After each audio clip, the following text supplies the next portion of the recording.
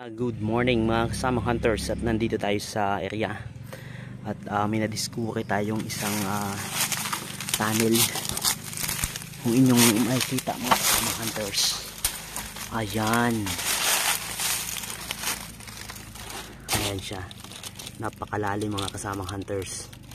Hindi natin sure kung gaano kalalim nito sa loob, at kakadaan lang natin sa area mga kasama hunters.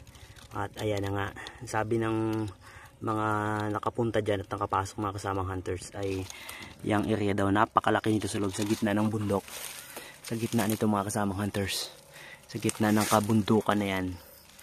Grabe, ano to mga kasamang hunters, cross tunnel sa loob.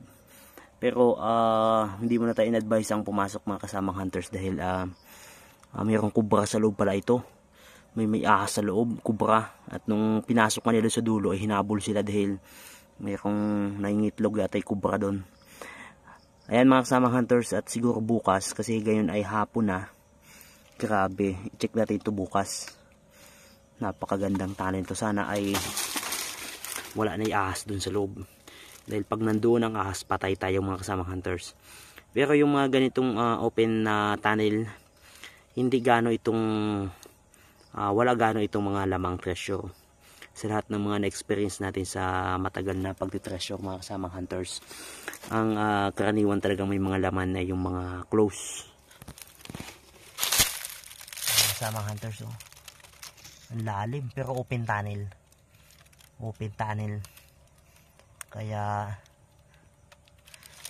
dati lang siguro talaga itong paksol or dating naging taguan nila, hideout. Pero wala itong treasure basta mga ganitong open. Ayun lang, at grabe, haba ng linakad natin para makita lang ito. Kasi sabi lang may tunnel nga, hindi naman tayo naniwala kasi hindi tayo natin nakita. Kaso nga lang, may ahas.